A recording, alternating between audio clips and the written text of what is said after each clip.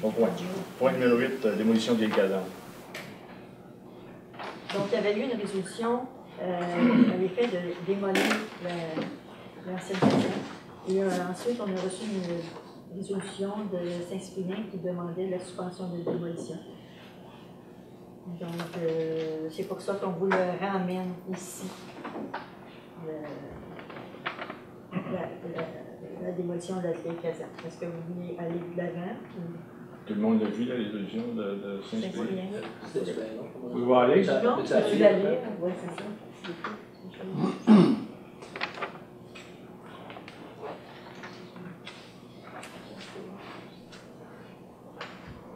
C'est parce qu'il y en a envoyé deux. Il y en a eu deux. Oui, il y en a une qui est annulée.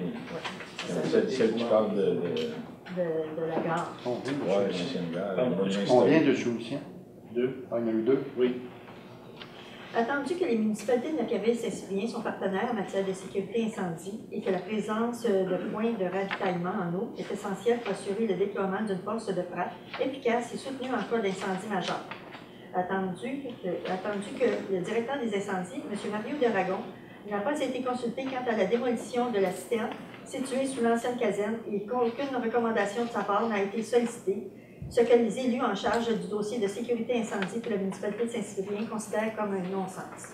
Attendu que la population est non informée des tenants et aboutissants de cette transaction pour laquelle une seule soumission a été demandée auprès d'un entrepreneur en démolition et ce, en vue de doter la CLD des Jardins de Naperville d'un plus grand stationnement.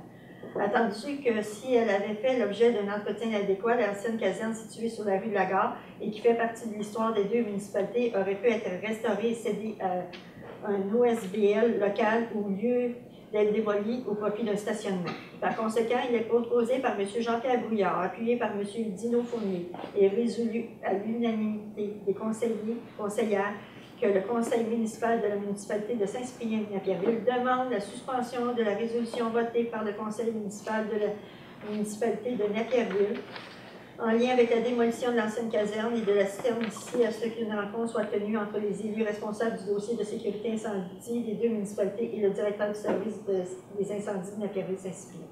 Signé André Tremblay et Nancy Trottier. Est-ce qu'il y a eu une rencontre? On était censé les rencontrer aujourd'hui, ça c'est fait? Oui, mais j'en ai rencontré mardi concernant le camion. Et les sujet. On a dit, oui, c'est venu sur le sujet, on a dit qu'on continuait à vouloir démolir la vieille caserne suite aux commentaires que Mario nous a dit qui disait que lui, ce point de vue, il n'en va pas. Comme citoyen, peux-tu parler? Responsable en alimentation d'eau à votre service d'incendie depuis pas mal de longtemps. Puis, je comprendrais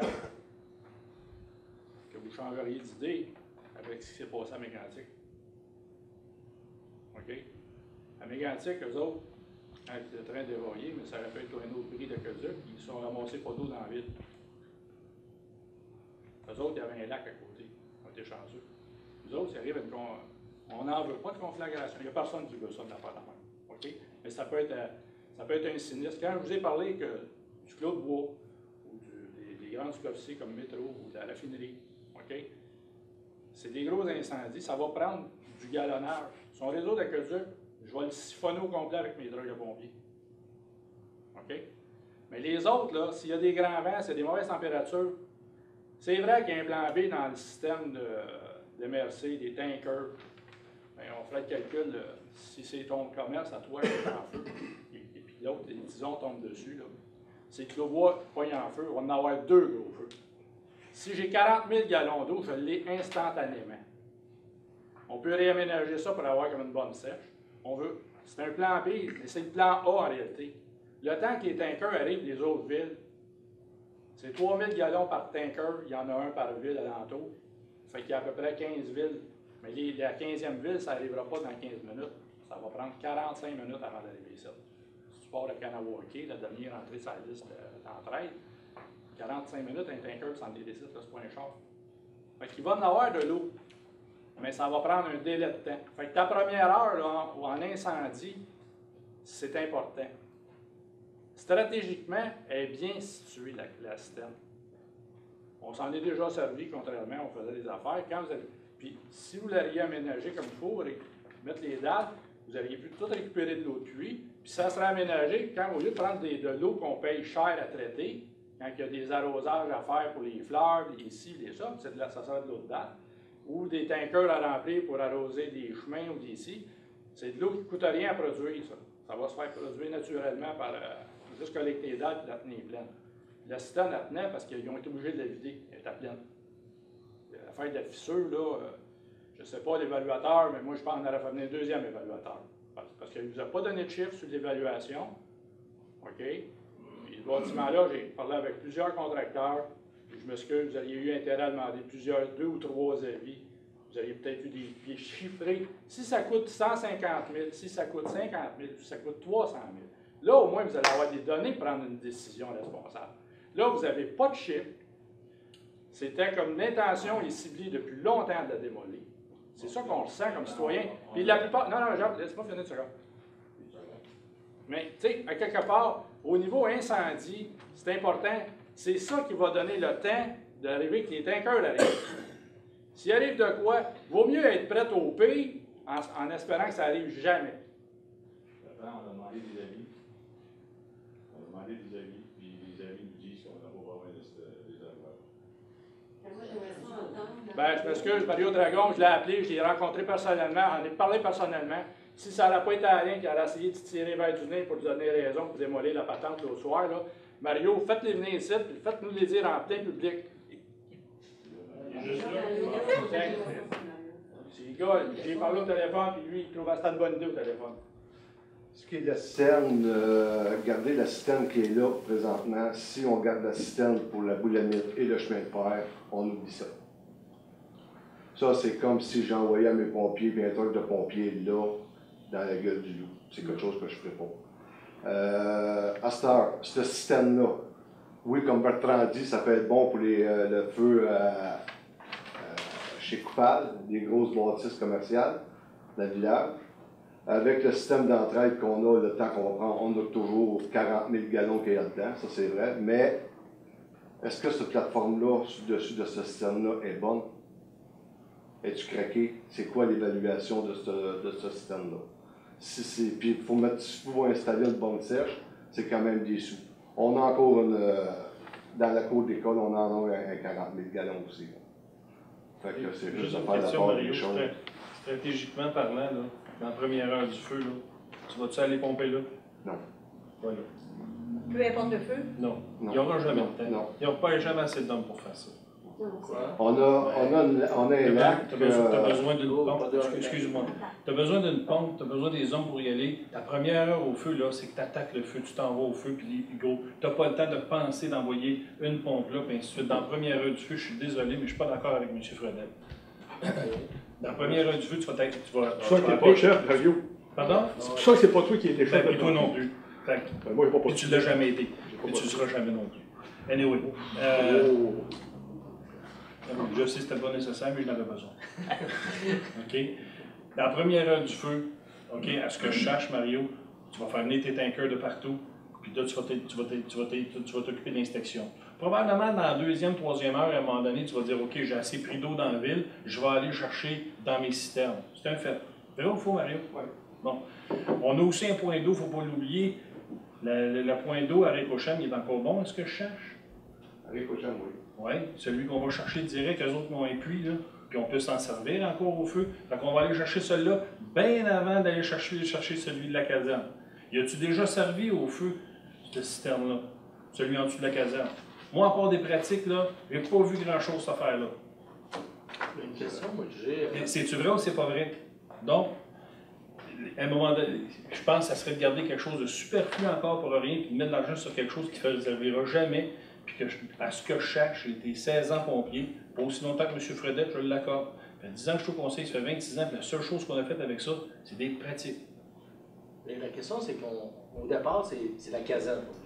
Donc, le besoin du départ, est-ce que c'est parce qu'on voulait absolument se débarrasser de la teinte?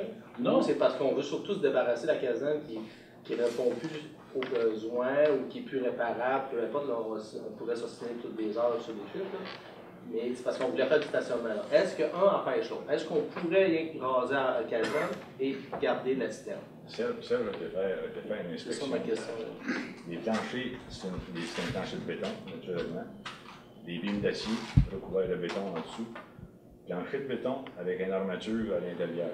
Serge me dit que le solaire est craqué, le plancher est Ça craqué. la bâtisse. Le plancher et le solaire est craqué. Donc, si le solaire est craqué, il y a rentré de l'eau là-dedans. Les rods d'armature, c'est rouillé, ça doit être... Fait que là, mettons qu'on garde la piscine en dessous. Maintenant, on a besoin d'eau, on recule un véhicule là-dessus, le plancher de béton, on décide de céder, puis top que ça ramasse dans le fond de la piscine, on avait fait en sacrifice pour une piscine qu'on dit, qu'on se dit qu'on n'a pas besoin. Bon, mais l'autre bord, elle couvre 50 de la superficie. Comment? Elle couvre 50 de la superficie. C'est à peu près 2 portes de gallons. OK, par la largeur, là, c'est à peu près l'équivalent de 2 portes. C'est 40 000 gallons d'eau, plus ou moins. Là. Vous avez parlé d'espace vert. Faites de quoi de vert, récupérez les eaux, faites de quoi pour collecter les eaux de pluie, la tenir pleine, puis faites un espace vert dessus, c'est vert. Tu sais, c'est un beau projet, mais tu sais que la bâtisse, ne pas regarder à la limite. Moi, pour l'esprit de la protection incendie, l'avoir là, il l'a dit, il a été 16 ans pompier. Moi, j'ai été 33 ans pompier. On s'en est servi bien avant lui. OK? Puis, s'il arrive de quoi, justement, la raffinerie, s'il arrive de quoi, la raffinerie, elle t'en donnera pas, elle va tout la prendre pour elle. C'est sûr que dans le temps qu'il n'y avait pas de système d'aqueduc, Bertrand, on va aller chercher de l'eau là-dedans, c'est certain. Tu sais, on t'a dit, ceux qui ont passé avant nous autres, qui nous ont appris de quoi. OK? Il faut juste le retenir. Il s'est passé de quoi à Mégantic? Ils ont perdu, l'essentiel, ce que la mairesse a dit, c'est qu'ils ont perdu tout le système d'aqueduc ne fonctionnait plus. Parce qu'il y a eu un bris. À cette heure, je vais t'amener autre part si tu veux vérifier mes dires.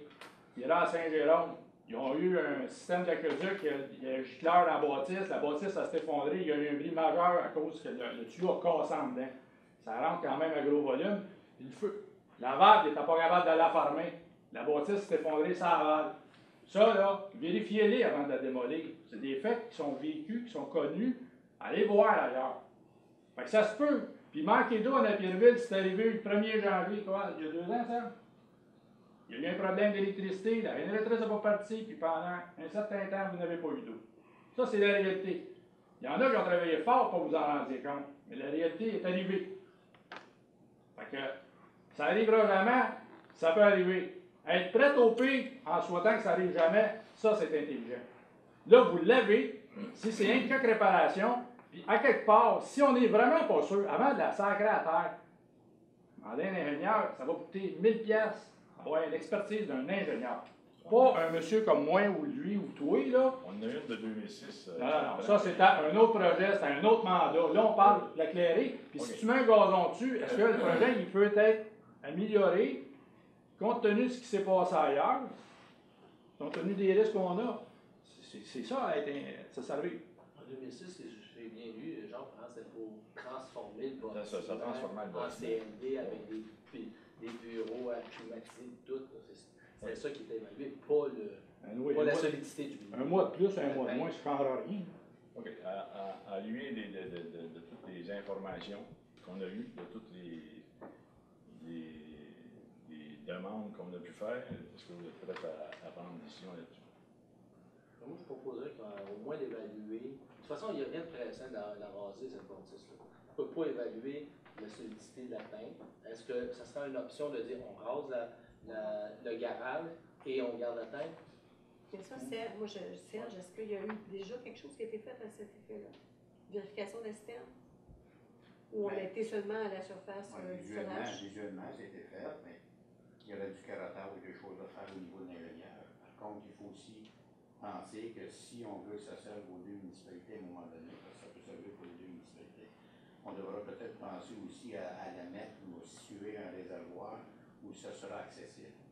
Vous allez, si on fait un stationnement, quoi que ce soit, même présentement, avec toutes les autos qui sont là, il n'y a pas un camion pompier qui est capable de rentrer là. Fait que commencer à prendre le temps de faire enlever les autos, tout ça, la situation, elle n'est pas bonne. Donc, C'est une bonne fontaine, c'est 3 pieds chaque bord, puis on réussit à se connecter sur une bonne fontaine. s'il y a un point fixe, une bonne fontaine bleue, comme à Montréal, là, on prend sa source d'eau, une indication. Il n'y a pas le droit de stationnement à l'entour du bâtiment, mais oui, pour l'accessibilité du bâtiment chez la ou à l'autre MRC. La raison, là, excuse, là, passer ça vite pour moi. Il y a moyen d'arranger ça, que ça soit accessible. Un projet, ça se tient en compte de toutes les données. À un moment donné, c'est ça. S'il y a d'autres sous à mettre là-dedans pour la mettre conforme, puis la supporter ou refaire le plafond. Chiffrerons. Est-ce qu'on pourrait aborder ça sur deux fronts, c'est-à-dire la démolition dans un temps, puis la citerne dans un deuxième temps? Comme Guy propose, on gagnerait du temps pour la citerne, pour avoir une évaluation, mais la caserne, pour faire procéder. On a dit que le point d'eau, on n'a pas besoin. Non, je comprends. Mario, le point d'eau, tu n'as-tu besoin ou tu n'as pas besoin? Moi, personnellement, là, pour comme j'ai dit tantôt, le raffinerie puis le chemin de fer, on oublie ça. Mais les deux autres. Si vous voulez garder de ça pour vous autres, les autres affaires, les autres bâtisses, il n'y a aucun problème avec ça. Là. Mais dans le On schéma va du faire vérifier la citerne, le plafond sur le dessus, s'il n'y a pas de fissure, puis regarde. En incendie, tu n'en as pas besoin. Ben, on n'a pas besoin. Si ça saute à l'autre bout, écoute, j'ai des lacs, j'ai 2 réseaux d'aqueducs. Oui, mais tes bâtiments protégés, c'est ceux premiers. Si le feu prend la raffinerie, un exemple, ils vendent sur le bord du village, c'est le métro, il faut que tu protèges, puis il faut que tu protèges. Tu ne feras pas venir rien que des tankers, puis c'est pas rien que les pompiers de Nepierville, ça va te prendre toute ton en-tête, ça va te prendre 150 pompiers. Bon, si tu le sais, là, pourquoi t'expliquer ça, Mario? Je sais tout ça, parce Tu comprends pas, tu comprends pas, un pompier qui crache sur l'eau, tu comprends pas. On parle d'un point d'eau, des points d'eau. Ben, 40 000 gallons d'eau, c'est pas un point d'eau. Mario nous dit qu'il y a des points d'eau, il y en a en masse avec qu'est-ce qu'il y a. Ben oui. Là, t'en as Moi, le 40 chef 000. de pompier a parlé, puis je suis prêt à dire que oui, on continue avec la démolition de la caserne. Juste avant, là, Guy avait fait une proposition pour évaluer la solidité du réservoir. Parce que j'ai un secondaire.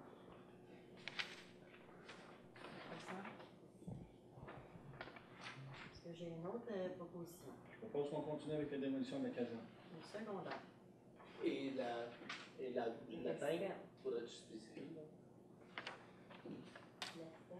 Et la Oui. Oui, spécifier. La caserne et citerne. Donc, être statu quo avec la résolution du 4 juillet de la démolition de tout. Est-ce que j'ai un secondaire? Oui. Est-ce que c'est unanime? Il faut que je sois conséquent à ce que j'ai dit. Là. Chantal? Oui. Oui. Donc, c'est majoritaire.